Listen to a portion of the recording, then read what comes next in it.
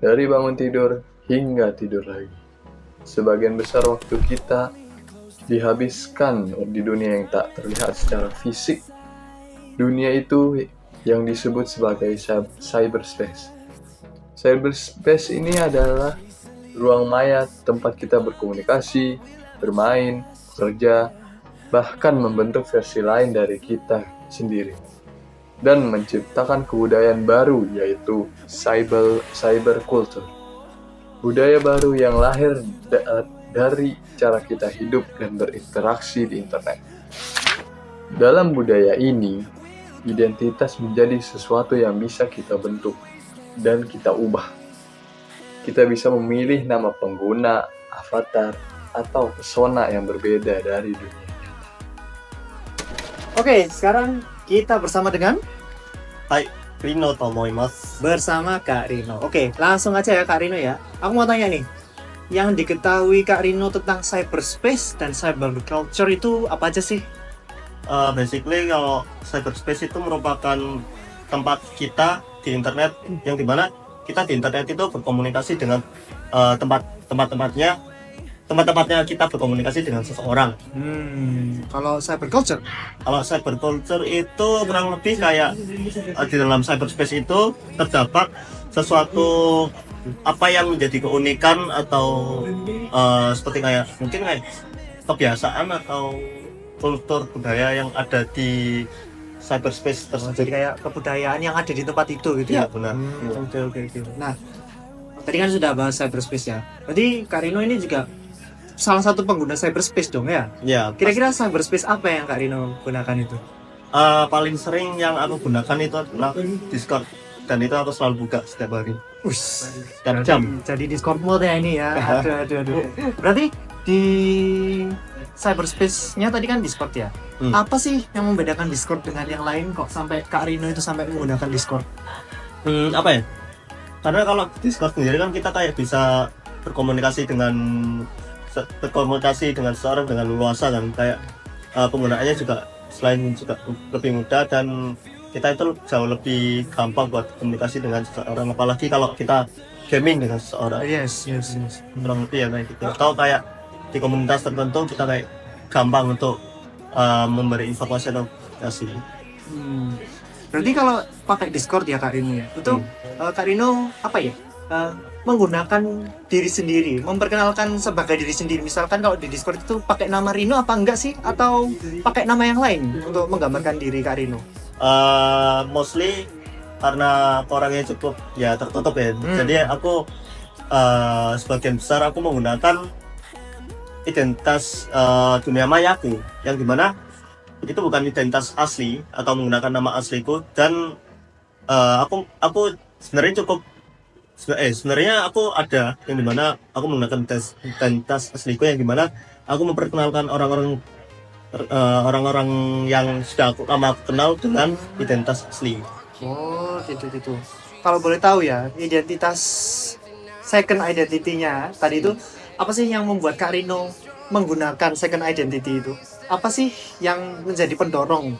Kenapa kok bisa keluar second identity-nya itu tadi? Ya kayak ngejelasin sebelumnya yang dimana aku juga orangnya kayak cukup tertutup dan aku sebenarnya dulu tuh cukup malu buat nunjukin identitas asli, dan juga kayak apa sih, kayak yang pasti di setiap orang kan pasti juga punya privasi tersendiri kan. Betul. Jadi ya menurutku itu juga hal yang lumrah buat seorang. Nah, kalau identitas second identity tadi itu kan ya, berarti ada dong orang yang sebenarnya orangnya itu apa ya? Sebenarnya orangnya itu pendiam, tapi kalau di cyberspace, contohnya Discord tadi itu ya, itu jadi aktif banget. Nah, gimana kita bisa membedakan dan terhindar dari bahaya orang-orang yang seperti itu, Kak? Jadi intinya kayak apa ya?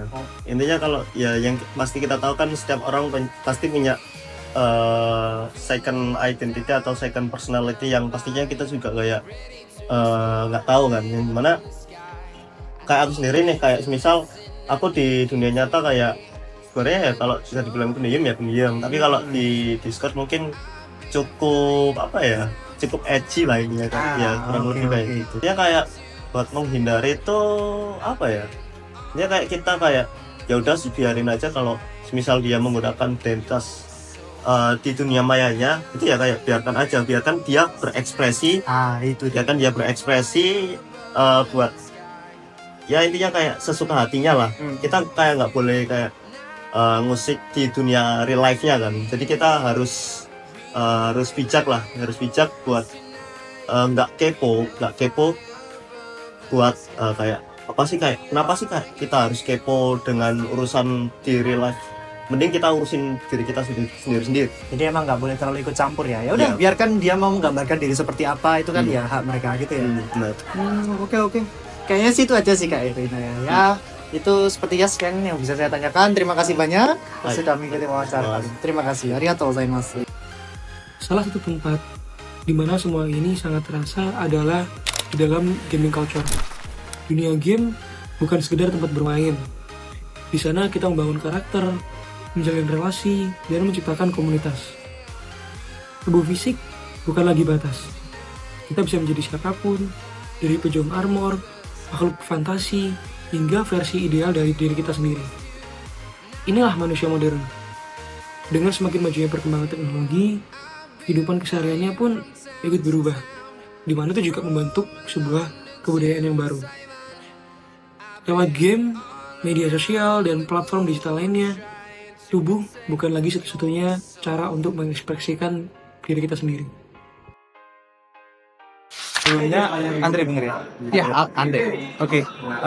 Sebelumnya Andre sendiri pernah pernah mainin game apa sih selama ini?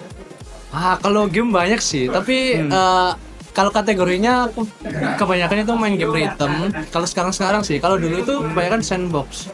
Kalau sandbox sendiri itu aku dulu mainnya yang paling lama sih, itu Minecraft. Dari tahun 2014 sampai sekarang. Kalau yang satunya lagi itu Terraria, cuman sekarang udah gak pernah main. Ya. Untuk kalau game rhythm itu aku mulai 2021 sih kayaknya. Ya. Tapi itu mirip dengan Guitar Hero bukan? Ya kayak gitu, kayak gitu. Jadi kalau paling lama kayaknya ya Guitar Hero sih. Aku sampai sekarang main cuman jarang. Kalau yang sering dulu. Dulu itu sering banget waktu zaman-zaman PS itu. Iya. Dulu juga. Iya, seru soalnya.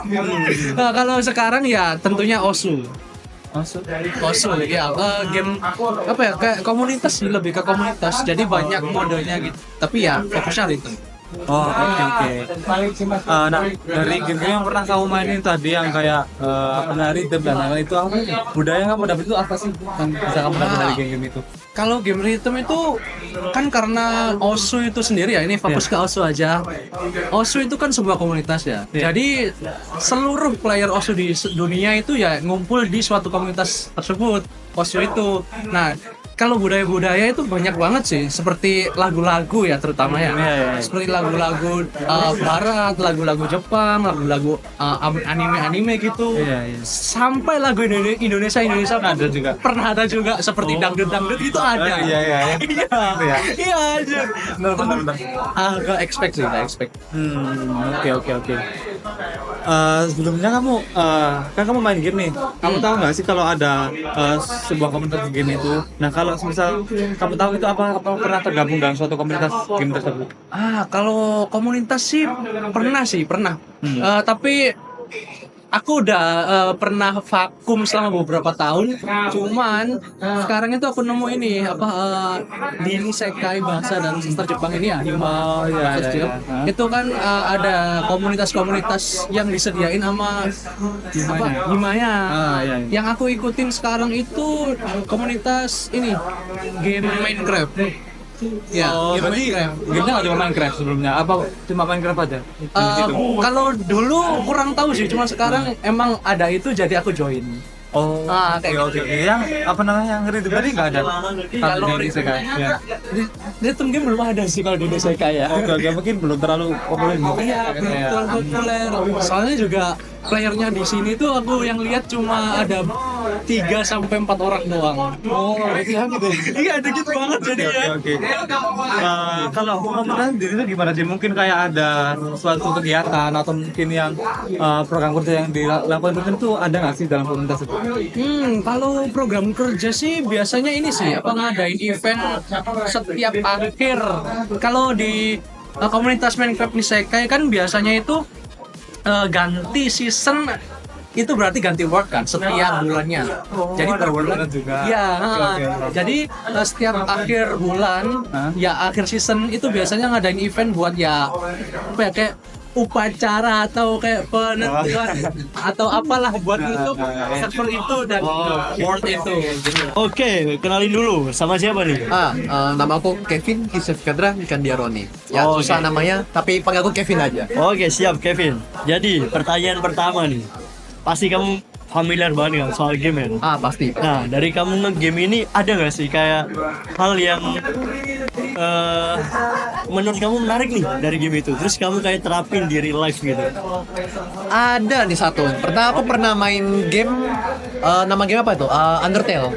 Itu dari situ tuh ada quote dari karakter yang aku suka dari game itu. Namanya nama karakternya itu Sense, dan dia pernah bilang bahwa bahwa semua orang tuh bisa bercoba untuk menjadi lebih baik. Nah, setelah aku melihat line itu, saat aku lagi playthrough ya, lagi main, aku kayak otakku berpikir begini. Aduh, gimana ya nih? Benar juga ya, kayak depannya aku harus lebih baik lagi. Dan akhirnya setelah nyesain satu game itu, bahwa aku akan berubah semua kelakuanku yang awalnya jadi parah, tapi kedepannya aku bisa berubah jadi lebih baik. Oh, Mungkin dari kayak gitu. Masuk banget Kevin. Berarti dari nge-game ini bisa ngebuat kita jadi orang yang lebih baik gitu ya? Bisa. Asal kamu bisa mau berubah, asal kamu mau berubah menjadi orang yang lebih baik, ya bisa gitu. Tergantung dari perspektif kamu mengambil sisi game itu tadi kan? Iya. Oke, Iya. masuk akal Kevin, masuk banget. Oke, sekarang kita pindah ke salah satu hal yang rame di dalam dunia game, e-sport. Ya, E-sport. Oke, boleh. apa sih yang kamu tahu soal e-sport? E-sport tuh kayak semacam turnamen inilah. Contohnya kayak kalau kamu tahu Mobile Legends itu kan ada namanya MPL di setiap negara, ada di negara si game ini. Itu turnamen yang buat bisa kualifikasi ke turnamen yang paling gede gitu. Contohnya nanti ada untuk ini ya, saya ambil contoh dari Mobile Legends ini. Ini kan MPL sudah selesai itu. Jadi dari beberapa tim hanya diseleksi 2 tim ya, untuk masuk ke turnamen yang lebih gede, memenangkan uang yang gede. Itu setiap negara juga begitu. Tapi karena sekarang udah meluas ya itu e-sport Mobile Legends itu, jadi banyak negara-negara lain dari yang masuk. Contohnya kayak ada Jepang, terus ada Cina. Nah, kalau itu mereka sudah mulai masuk karena influence emang gede aja gitu e-sport. Oke, Terutama dari negara Indo sama Filipina tuh. Mereka berdua kan negara rival-rivalan. wah, pasti itu. Pernah Iya. dengar aku ya, Indonesia, Filipina. Iya, sering kayak gitu. Oke, benar. Jadi tadi yang kamu sebutin soal berubah jadi lebih baik karena game. Nah, game pun juga nge-provide pekerjaan berarti Vin. Iya, bisa provide pekerjaan. Pekerjaan ya. Jadi ya lewat game ini nggak cuman hal negatif ya, nggak cuman kita nge-game doang berarti ya. Enggak. Oke. Ada positifnya. Asal Banyak kamu positif. tahu yang kamu lakukan, ya jangan bilang cuma main game kayak asal gitu. Asal kamu tahu main game, masa depan kamu bisa. Kita juga berkarya lewat game itu berarti. Bisa. Oke, terima kasih Kevin. Kayak pertanyaanku segitu aja. Terima kasih sudah berkontribusi. Boleh.